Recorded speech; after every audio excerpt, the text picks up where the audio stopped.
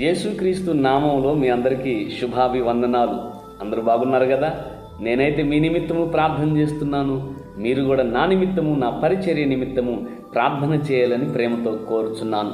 ఈరోజు దేవుని ప్రేరణతో దేవుడు చేసిన మహా అద్భుతమైన కార్యాన్ని, తన ప్రేమతో ఒక అన్యజనుల కుటుంబాన్ని ఎలాంటి పరిస్థితులలో వారిని కదిలించి ఆకర్షించి ఆయన వైపు మళ్లించుకున్నాడో ఆ యొక్క అద్భుతమైన సాక్ష్యాన్ని మీ ముందుకు తేవాలని ఇష్టపడుతున్నాను. కాబట్టి మీ వంతుగా ఈ యొక్క దేవుని మహాకృపతో జరిగిన అద్భుతమైన కార్యాన్ని మీరు మొదటి నుండి చివరి వరకు చూసి మీ వంతుగా అనేక మందికి ఈ వీడియోని షేర్ చేయాలని ప్రేమతో కోరుచున్నాను.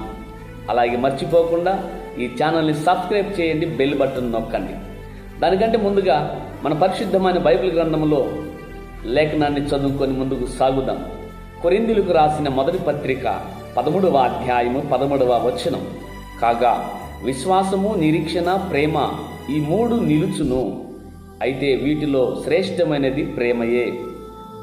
ప్రియమైన దేవుని బిడ్డలారా, దైవజనులారా, అన్యజనులారా, నాస్తికులారా, బైబిల్ గ్రంథం సెలవిస్తున్న మాట, ఒక విశ్వాసికి, ఒక భక్తుడికి, ఒక దైవజనునికి, ఒక సంఘానికి ప్రాముఖ్యమైనవి 3 ఉండాలి అని బైబిల్ గ్రంథం సెలవిచ్చింది. మొదటిది విశ్వాసం. విశ్వాసం లేకపోతే దేవునికి ఇష్టలుగా ఉండలేం. విశ్వాసం ఉంటే అసాధ్యమైనవి సాధ్యము చేస్తాం. అలాగే రెండవది నిరీక్షణ. మనం ఏవైతే ఉన్నవి అని నమ్మామో అవి జరుగుతాయి. అవి ప్రభు రాబోతున్నాడు, పరలోక రాజ్యం ఉంది, అందులో నివాసాలు ఉండే అని బైబిల్లో ఉన్న వాటిని మనం నమ్మి అవి జరుగుతాయి, జరగబోతున్నాయి, వస్తాడు ప్రభు అని ఎదురు చూడటమే నిరీక్షణ. మూడవది ప్రేమ. ప్రేమ సమస్తమైన దోషాలను కప్పును. మన మీద ప్రభుకి ఎంత ప్రేమ ఉందో నిరూపించాడు. దేవుడై ఉండి మానవుడిగా భూలోకానికి వచ్చి మన కొరకు అద్భుతమైన త్యాగాన్ని చేసి అద్భుతమైన ప్రేమను చూపించి ఆశ్చర్యమైన క్షమాపణను మనకిచ్చి మనల్ని యేసు ప్రభు ప్రేమతోనే చేరదీసుకున్నాడు. ఈరోజు ప్రపంచవ్యాప్తంగా ఉన్న ప్రజలందరూ యేసు ప్రభుని ఎందుకు అంత అమితముగా ప్రేమిస్తున్నారంటే, ఆయన దుష్ట శిక్షణ, శిష్ట రక్షణ అంటూ రాలేదు, కానీ పాపులను రక్షించడానికి వచ్చాను, పాపులను ప్రేమించడానికి వచ్చానని, పాపంలో పుట్టకుండా, పాపంలో తిరగకుండా, పాపుల మధ్య ఉండి పాపులను తన పవిత్రతతో పరిశుద్ధంగా పవిత్రమైన ప్రేమతో వారిని రక్షించుకున్నాడు. కాబట్టి ప్రేమ. అయితే ఈ మూడిట్లో ఏది మొదటి స్థానం, ఏది ప్రాముఖ్యమైనదంటే ప్రేమే. ప్రేమే శ్రేష్టమైనది. ప్రేమ లేనివాడు నా వాడు కాడు. ప్రేమ లేనివాడు ఇంకా దేవుణ్ణి ఎరగలేదు. ప్రేమ లేనివాడు ఇంకా చీకట్లో ఉన్నాడు. ప్రేమ లేనివాడు మరణమందు ఉన్నాడు. ప్రేమ లేనివాడు తన సహోదరుని ద్వేషించేవాడు నరహంతకుడు అని బైబిల్లో ప్రేమ గురించి ఎన్నో నిర్వచనాలు ఉన్నాయి. కాబట్టి శ్రేష్టమైనది ప్రేమే. మరి దేవుని ప్రేమతో ఏ విధంగా ఒక అన్యజనుల కుటుంబాన్ని భయంకరమైన క్లిష్ట పరిస్థితులలో ఆదుకొని ఆయన ఆకర్షించి ఆయనను నమ్మేలాగా, ఆయనను ప్రేమించేలాగా చేశారో మీరు విన్నామా? మన ఆంధ్ర రాష్ట్రంలో గల గుంటూరు జిల్లా కాకుమాను మండలం బీకేపాలెం గ్రామం అనగా దేవుని మహాకృపతో నేను చేసే పరిచర్య చేసే ప్రాంతమైన ఊరు బీకేపాలెం గ్రామం. ఈ బీకేపాలెం గ్రామంలో 2018వ సంవత్సరంలో మరి చౌదరీస్ కుటుంబానికి సంబంధించిన కాండ్రు కిషోర్ గారు, వారికి పక్షవాయువు వచ్చింది. మొత్తం కాలు చెయ్య అట్లా ఫేస్ ఇదయింది. ఈ క్రమంలో వారి యొక్క బంధువులు, వారి అత్తగారు మరి నన్ను పిలిపించింది. మన బీకేపాలెం పాస్టర్ గారు ఉన్నారు, వారిని పిలిపిద్దామని మొదటిసారిగా వారింటికి పిలిచారు. దేవుని కృపతో వెళ్ళి ప్రార్థన చేశాను. నేను ముందే చెప్పా వారందరికీ కూడా, అయ్యా మీరు యేసయ్యనే ఆనుకోనండి, యేసు ప్రభుని విశ్వసించండి, అలాగే నేను చేసే ప్రార్థనను నమ్మండి, విశ్వసించండి, యేసు ప్రభు చేస్తాడని. ఎందుకంటే నేను మీ వంటి మానవుడనే, నా మాటలో నాలో ఎలాంటి శక్తి లేదు, కానీ మీ విశ్వాసంలో బలం ఉంది, దేవుడు నాకు ఇచ్చిన అభిషేకంలో శక్తి ఉంది, వీటికి మించి ఆయన నామంలో మహా అద్భుతమైన శక్తి, కృప ఉంది. కాబట్టి వారికి ఆ మాటలు చెప్పి ప్రభుని నమ్మండి, ప్రభుని నమ్ముతారంటే నమ్ముతాను, చేస్తాడని నమ్ముతున్నాను అని చెప్పారు. మాట కూడా సరిగ్గా నంగిగా వస్తుంది, రావట్లా. ఈ క్రమంలో దేవుని మహాకృపతో బలహీనుడను, శక్తిహీనుడను, మరి ఏ యొక్క పవర్ లేని నేను యేసు నామం అనే మహాశక్తిని పట్టుకొని, యేసు నామం అనే గొప్ప ఆయుధాన్ని పట్టుకొని ఆ బిడ్డ తల మీద చేతులు ఇచ్చి ప్రార్థన చేశాం. దేవుని మహాకృపతో ప్రార్థన చేసిన రోజే అద్భుతమైన స్వస్థతను దేవుడు వారికి అనుగ్రహించాడు. దేవునికి మహిమ కలుగును గాక. ఈ విధంగా వారు ప్రభుని మొదట తెలుసుకున్నారు. ఇకపోతే నేను లాక్డౌన్ సమయమే, నేను ఇక లాక్డౌన్ 2018 సంవత్సరంలో మొదట ఈ సంఘటన జరిగింది. దాన్ని బట్టి వారు ప్రభుని విశ్వసించారు. వారికి వేదాల్లో, పురాణాల్లో, ఉపనిషత్తుల్లో ఉన్న యేసు ప్రభు గురించి చెప్పాను. వారు నమ్మే 33,33,33,333 దేవీ దేవతల్లో కొంతమంది ప్రాముఖ్యమైన వారి యొక్క జీవిత చరిత్రను, యేసు ప్రభు యొక్క జీవిత చరిత్రను వారికి వివరించినప్పుడు వారు కూడా నిజమే కదా, యేసు ప్రభు అంత పరిశుద్ధుడు లేరు అని ఒప్పుకున్నారు. యేసు రక్తమే జయం, సిలువ రక్తమే జయం అనే నినాదం కూడా వారు చేశారు. తర్వాత కొన్ని రోజుల తర్వాత, సుమారు 1 నెల 2 నెలలు గడిచిన తర్వాత, ఒక ఆదివారం రోజు నేను ఆరాధన ముగించుకొని కాండ్రు శివరామకృష్ణయ్య గారి ఇంట్లో మేము రెంట్కుంటున్నాం, బీకేపాలెం గ్రామంలో మేడగది మీద. నేను ఎప్పుడైనా ఆరాధన అయిన వెంటనే భోజనం చేసి రెస్ట్ తీసుకుంటా. కానీ ఆ రోజు నేను అట్లా రెస్ట్ తీసుకుంటాను పడుకుంటే దేవుడు నన్ను లేపి ప్రార్థన చేయమంటున్నాడు. ఎందుకు దేవుడు ఈ ప్రేరణ ఇస్తున్నాడు? ప్రార్థన చేయమంటున్నాడు. ప్రార్థన చేయమని సాతాను చెప్పదు కదా, దేవుడే చెప్తాడు కదా అని నేను వెంటనే లేచి మోకరించి ప్రార్థన చేస్తూ కనిపెట్టా. దేవుడు నాతో చెప్తున్నాడు, నీవు వెళ్ళి ప్రార్థన చేసేవు కదా కాండ్రు కిషోర్ అనే వ్యక్తికి, నేను నిన్ను పంపించి నీ ద్వారా వారికి స్వస్థతనిచ్చాను కదా, ఉన్నపాలంగా నువ్వు లేచి సమయం తీసుకోకుండా ఆ ఇంటికి వెళ్ళు, అక్కడికి వెళ్ళు, అక్కడ నీవేమి మాట్లాడాలో నేను చెబుతానని దేవుడు నాకు చెప్పాడండి. వెంటనే లేచి నేను రెడీ అయిపోయి వెంటనే వెళ్ళిపోయా. మేడగది మీద నుంచి కిందకి దిగి నేనుండే ఇంటికి వారి ఉండే ఇంటికి 2 గల్లీలే అడ్డం, అంతా చౌదరీస్ ఏరియా. వెళ్ళే లోపలికి వెళ్తే అక్కడ సిచ్యువేషన్ ఏమిటంటే, ఇంట్లోకి వెళ్ళలేకే ఒక పక్క వారి భార్య భయంకరంగా ఏడుస్తుంది.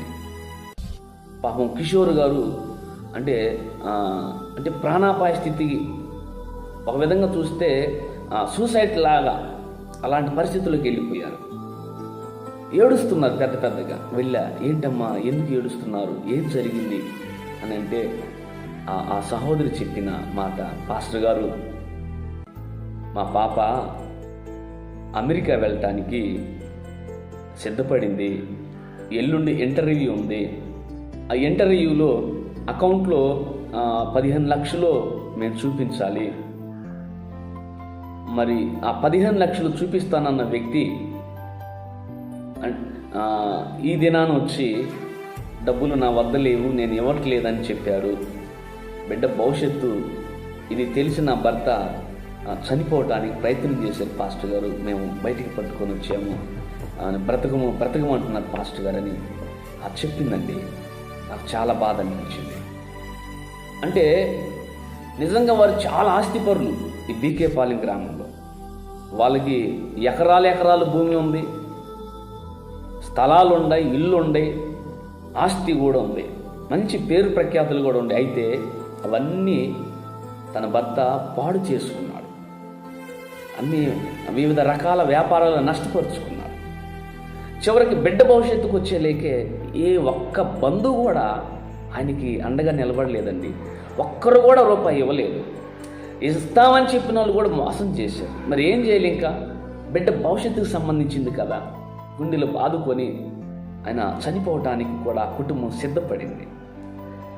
అయితే నేను వెళ్ళి వారి దగ్గర కూర్చొని, ఏమండే చిన్నపిల్లల్లాగా చిన్న విషయానికి ఇలానా మీరు చేసేది, ఊరుకోలే పైకిలే, ఎంత అవసరం అవుతాయి? 15 లక్షల 15 లక్షల కోసం మీ ప్రాణం తీసుకుంటారా? మీరు ప్రాణం తీసుకుంటే ఎక్కడికి వెళ్తారు తెలుసా?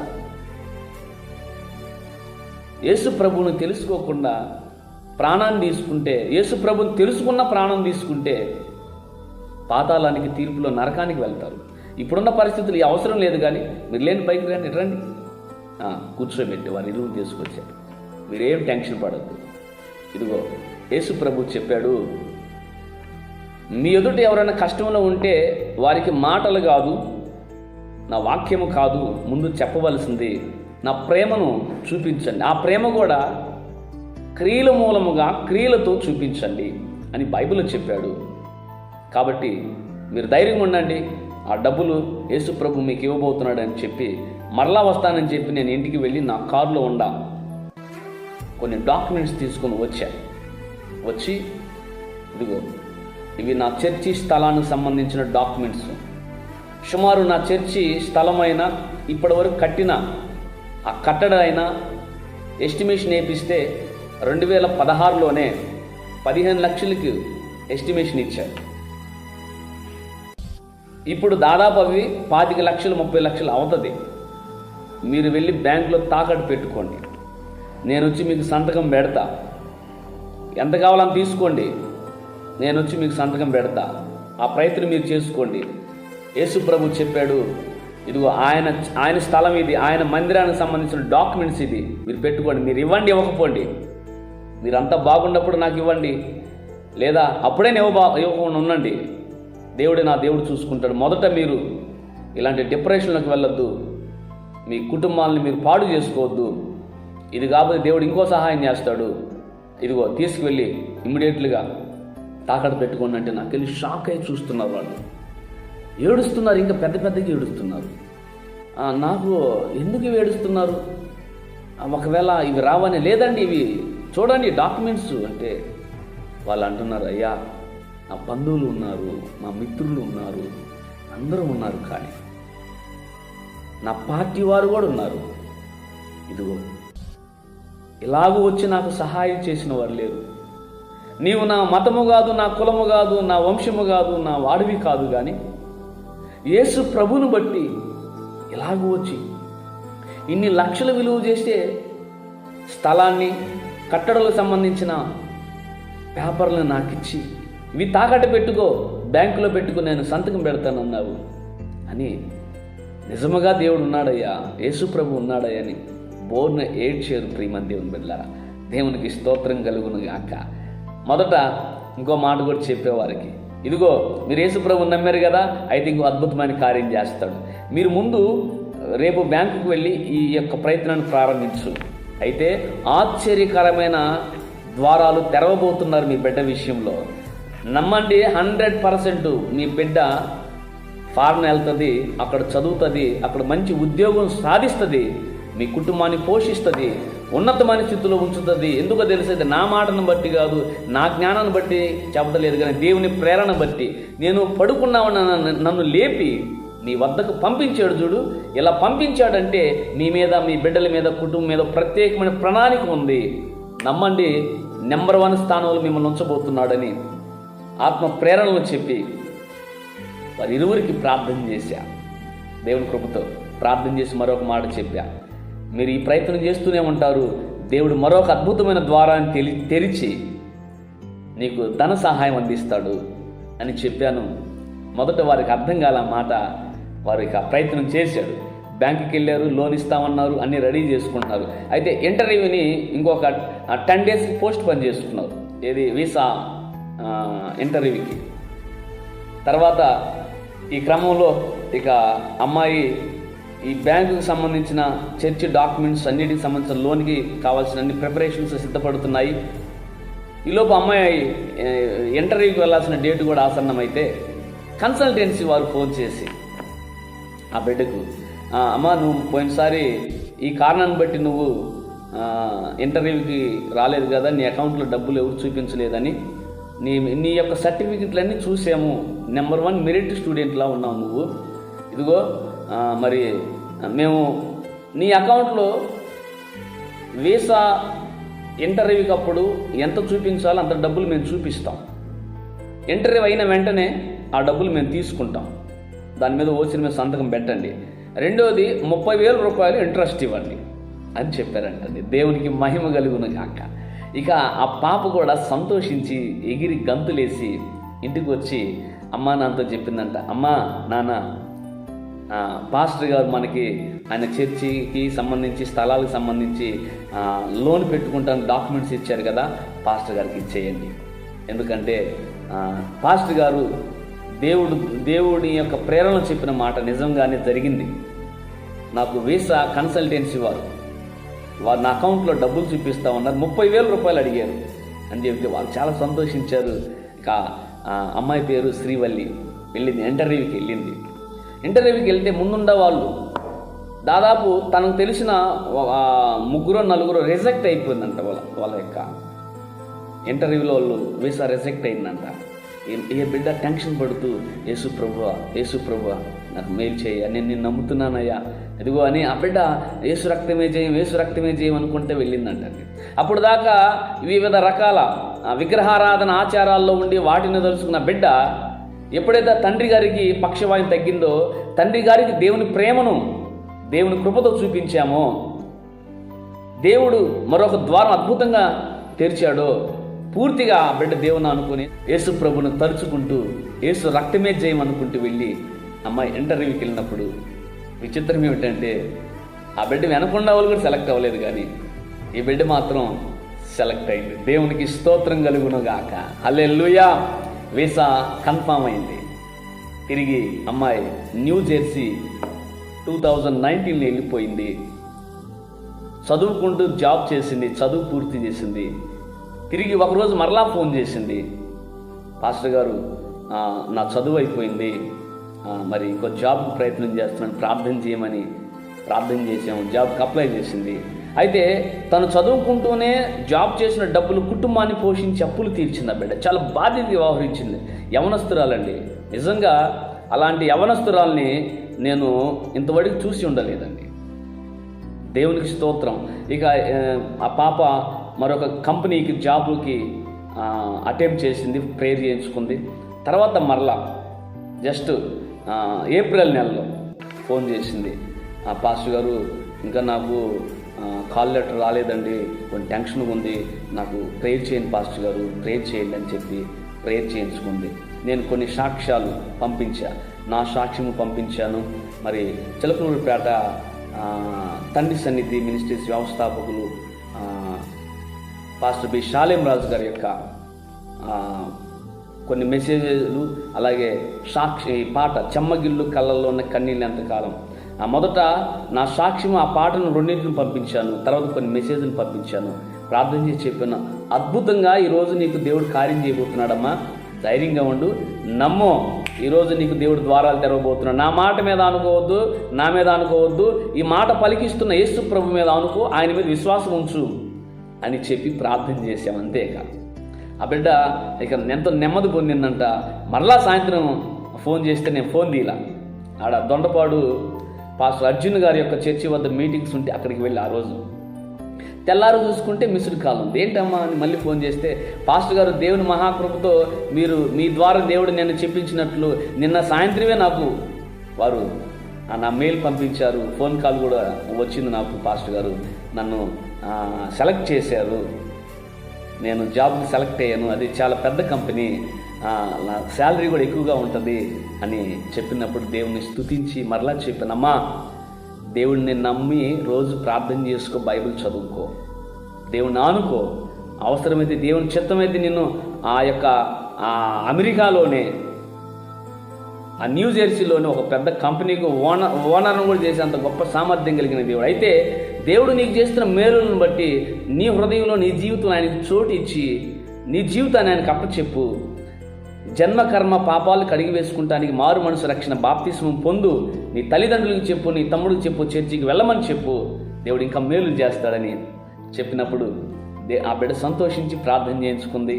తిరిగి వాళ్ళ అమ్మా నాన్నకి చెప్పింది, అమ్మా నాన్న ఈరోజు అద్భుతమైన కార్యం చేశాడు, నిజంగా యేసయ్య ఉన్నాడు, ఆయనే దేవుడు, మీరు కూడా చర్చికి వెళ్ళండి, ఈరోజు నాకు కాల్ లెటర్ వచ్చిందని ఆ బిడ్డ చెప్పిందంట వాళ్ళ అమ్మా నాన్నకి. వాళ్ళు కూడా నాకు ఫోన్ చేసి చెప్పి సంతోషించి, అయ్యా మేము మా అన్ని జనుల అంత ప్రాంతం ఇక్కడ ప్రార్థన పెట్టించాలి, మా ఇంట్లో ప్రార్థన పెట్టించాలి, మేము కూడా ప్రార్థన పెట్టించుకున్నాక మీ సన్నిధికి వస్తాము అని వారు చెప్పడం జరిగింది. దేవునికి మహిమ కలుగును గాక. చూశారండి, దేవుడు ఎంత ప్రేమామయుడు. వారికి నిజంగా యేసుప్రభు అంటే తెలియదు. తెలిసిన వారికి ఉన్న కులము మతాన్ని బట్టి దూరంగా వెళ్ళేవాళ్ళు.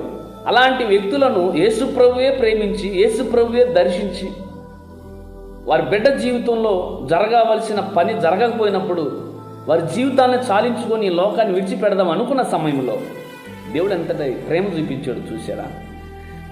ఎందుకు పనికిరాను నన్ను ప్రేమించి, నా ద్వారా వారిని ప్రేమించి, ఆయన నామానికి ఘనత తెచ్చుకొని వారి యొక్క హృదయాల్లో నాకు దేవునితో పాటు చోటు ఇప్పించాడు ఆ మహాదేవుడు. దేవునికి స్తోత్రం కలుగును గాక. ఈరోజు వారి జీవితాంతం ఎవరు గుర్తుంటారు తెలుసా? మొదట యేసు ప్రభువు ఉంటారు వారి జీవితాలు. మొదటి స్థానం ఆయన ఉంటుంది. రెండవది ఆయన కృపతో నాకు ఉంటుంది. మూడవది క్రైస్తవులంటే ఇంతటి ప్రేమ చూపిస్తారా? ఇప్పుడు దాకా కొంతమంది మతోన్మాదులు, ఉన్మాదులు, మతతత్వ పార్టీలు, సంస్థలు యేసు ప్రభు మీద దుమ్మెత్తి పోసాయి. ఆయన ప్రేమ మీద దుమ్మెత్తి పోసాయి. క్రైస్తవుల్ని నానా రకాలుగా దుర్భాషలాడి దూషించి అనేక మంది నిందలేశారే. అయితే ఇవన్నీ అవాస్తవాలే. నిజంగా క్రైస్తవులు ఎలా ఉంటారు? నిజమైన దేవుడు ఆయనే. దైవజనులు ఎలా ఉంటారు? క్రైస్తవం ఎంతగా ప్రేమిస్తుంది అని వారి జీవితాలు ఫిక్స్ చేసుకుంటారండి. ఇంకా వారి దగ్గరికి వెళ్ళేవాడన్న మతోన్మాది అట్లా ఎట్లా చెప్పినా పోరా ఎదవా, యేసుప్రభు ఎంత ప్రేమమయ్యాడో మాకు తెలుసు. ఆయన ఏ విధంగా ప్రేమ చూపిస్తాడో తెలుసు. ఈరోజు మేము బాగున్నాం, బ్రతికున్నామంటే యేసుప్రభు మొదట కారణం. తర్వాత ఆయన పంపిన దూత దైవజనుడు మా గురించి ప్రార్థన చేసిన సంఘం అని ధైర్యంగా చెప్పగలుగుతారు. కాబట్టి అన్ని జనులనైనా, నాస్తికులనైనా, దుర్మార్గులనైనా, పగస్తులు విరోధులనైనా, శత్రువులనైనా, ఎంతటి ఘోర నేరగాలనైనా, ఎంతటి ఘోర పాపినైనా మనం వారిని ప్రభు వైపు నడిపించాలంటే, వారి హృదయాలకు ప్రభువుకి మనకు చోటు ఇవ్వాలంటే మనం ప్రేమ చూపించాల్సిందే. అవసరమైతే మనకున్నదంతా ఖర్చు చేయాల్సిందే దేవుడి చిత్తమైతే. దేవుడు అంటే కృపను నాకు ఆ సందర్భంలో ఇచ్చారు. నాకు అర్థమైంది, ఒకవేళ దేవుడు నన్ను ఏమైనా పరీక్షించాడేమో అని. ఏమండి, ఈ స్థలమో చర్చి ఆయనదే కదా, ఆయనే ఏమన్నప్పుడు నాకేందండి? ఆయన మహాదేవుడు కాబట్టి ఈ దీనిని కూడా పరీక్ష పెట్టింది ఆయనే, పరీక్ష రాయించింది ఆయనే, కాపీలు అందించి పాస్ చేసింది ఆయన. నెంబర్ 1 ఫస్ట్ క్లాస్లో పాస్ చేయించాడు. ఆయన మహాదేవుడు అండి. ఆయన బిడ్డలకు పరీక్షలు పెడతాడు. ఏమండి, పరీక్షలు రాయిస్తాడు, కాపీలు కూడా ఇస్తాడు, రాసుకుంటారు, ఇలా రాసుకుంటారు అని. ఎంత గొప్ప దేవుడు ఆయన. దేవునికి మహిమ కలుగును గాక. కాబట్టి ఈరోజు ఈ యొక్క సాక్ష్యాన్ని విన్నా నీవు దేవుని బట్టి బలపడు, ధైర్యం తెచ్చుకో. ఖచ్చితంగా దేవుడు ప్రేమస్వరూపి యేసుప్రభుని ఆనుకో. నీ కొరకు కూడా, నీ పరిస్థితుల కొరకు కూడా దేవుడు అద్భుతమైన తన యొక్క దైవజనుడు ఒక దూతను పంపించి అద్భుతమైన కార్యాన్ని చేస్తాడని నమ్ము. నమ్మటం నీ వలనైతే నమ్మే నీకు సమస్తము సాధ్యమే. మనుషులకు అసాధ్యములైనవన్నీ దేవునికి సాధ్యమే. రెండోది ఆయన పంపిన దూతలైన దైవజనునికి సాధ్యమే. అలాగే నమ్మితే నీకు సాధ్యమని తెలియజేస్తూ ఈ నా మాటలు ముగిస్తున్నాను. వారి గురించి ప్రార్థన చేయండి. ఈరోజు ఆ కుటుంబం మరి ఇంకా దేవుని కృపతో ముందుకు సాగాలని, ఇప్పుడిప్పుడు ఆత్మీయంగా పిల్లల స్థాయిలో ఉన్నారు. ఆ కుటుంబం రక్షణ పొందాలని, ఇంకా యేసుప్రభుని విడిచిపెట్టకుండా ముందుకు సాగాలని కొరింథీయులకు రాసిన మొదటి పత్రిక 13వ అధ్యాయము 13వ వచనం ఈ విధముగా వ్రాయబడి ఉంటుంది. కాగా విశ్వాసము, నిరీక్షణ, ప్రేమ ఈ 3 నిలుచును. వీటిలో శ్రేష్టమైనది ప్రేమయే. విఘ్నులైన సహోదరి, నా సహోదరులారా, బైబిల్ గ్రంథం సెలవిచ్చింది, ఒక ఆత్మీయ జీవితానికి, ఒక విశ్వాసికి, ఒక దైవజనుడికి, ఒక సంఘానికి 3 ప్రాముఖ్యమైన విషయాలను దేవుడు సూచించాడు, తెలియచేశాడు. అందులో విశ్వాసం లేకపోతే దేవునికి ఇష్టలుగా ఉండలేము. ఆ విశ్వాసం కలిగి ఉంటే దేవుడు ఆ విశ్వాసాన్ని కొనసాగిస్తాడు. విశ్వాసంతో ఎన్నో అద్భుతమైన కార్యాలు చేయవచ్చు. రెండవది నిరీక్షణ. మన విశ్వాసంతో ఏమైతే ప్రార్థన చేశామో, చేసినవన్నీ పొందాము, దేవుడు ఇచ్చాడు అని అప్పుడే సంపూర్తిగా నమ్మితే, మనం ప్రార్థన చేసినవన్నీ మనకు దొరికాయి, ఇదిగో దొరకబోతుంది అని మనం విశ్వాసంతో నిరీక్షణ ఎదురు చూస్తూ ఉంటామో దానిని దేవుడు సఫలీకృతం చేస్తాడు. మూడవది ప్రేమ కూడా. ప్రేమ గురించి వివరిస్తే దాదాపు రోజులు, వారాలు, నెలలు, సంవత్సరాలు, దశాబ్దాలు, శతాబ్దాలు, యుగాలు, సర్వయుగాలు సరిపోవు. అంత గొప్పగా ప్రేమను వివరించవచ్చు. అయితే ప్రేమ అయితే అన్నిటినీ సహిస్తుంది, ప్రేమ అన్నిటినీ ఓర్చుకుంటుంది, ప్రేమలో భయం ఉండదు, ప్రేమలో ధైర్యం ఉంటుంది. ఇంకా ఈ ప్రేమే ప్రాముఖ్యమైనది. ఈ 3 దేవుడు సూచించాడు. వీటిలో శ్రేష్టమైనది ప్రేమ అని తెలియజేశాడు. అంటే ఒక క్రైస్తవునికి, ఒక దైవజనునికి, ఒక సంఘానికి ప్రాముఖ్యముగా ఉండవలసినది 3 అయితే, ఒకటి విశ్వాసం, రెండవది నిరీక్షణ. మనం వేటి కొరకు ఎదురు చూస్తున్నాం, అవి ఉన్నవి, దొరికాయి, ఇస్తున్నాడు, ఇవ్వబోతున్నాడు నమ్మటం, నిరీక్షించటం. 3 ప్రేమ. ఈ 3 ఏది శ్రేష్టమైందంటే ప్రేమే. ఈ ప్రేమ ఉంటే సమస్తాన్ని సాధించవచ్చు. ఈ ప్రేమతోనే శత్రువులు, పగస్తులను, విరోధులను మనం మిత్రులుగా చేసుకోవచ్చు. ఈ ప్రేమతోనే కోపిష్టుల్ని, పాపిష్టుల్ని మార్చవచ్చు. ఈ ప్రేమతోనే తాగుబోతుల్ని, తిరుగుబోతుల్ని, భయంకరమైన పాపంలో ఉన్న వారిని మార్చవచ్చు. ఈ ప్రేమతోనే భార్యను, భర్తను, బిడ్డలను, తల్లిదండ్రులను, అత్తను, మామను, అల్లుడను, కోడలను, మనవ సంతానాన్ని, తాతను, జేజును, ఇంకెవరినైనా బంధుమిత్రులను కూడా మార్చవచ్చు. అయితే ఈ ప్రేమ కలిగిన వారికి కొన్ని అత్యధికమైన అగసాట్లు, శోధనలు, శ్రమలు వస్తాయి. ప్రేమ లేకుండా చేయాలని సాతాను ప్రయత్నం, ప్రేమను చల్లార్చేలాగా చేసే ప్రయత్నం, సాతాను విస్తృతమైన ప్రయత్నం చేస్తాడు. కానీ యేసు ప్రభు వారి ఈ ప్రేమను గనక గట్టిగా మనం పట్టుకొని ఉంటే అద్భుతమైన విజయాలను మనం చూస్తాం. ఆత్మలను రక్షించు.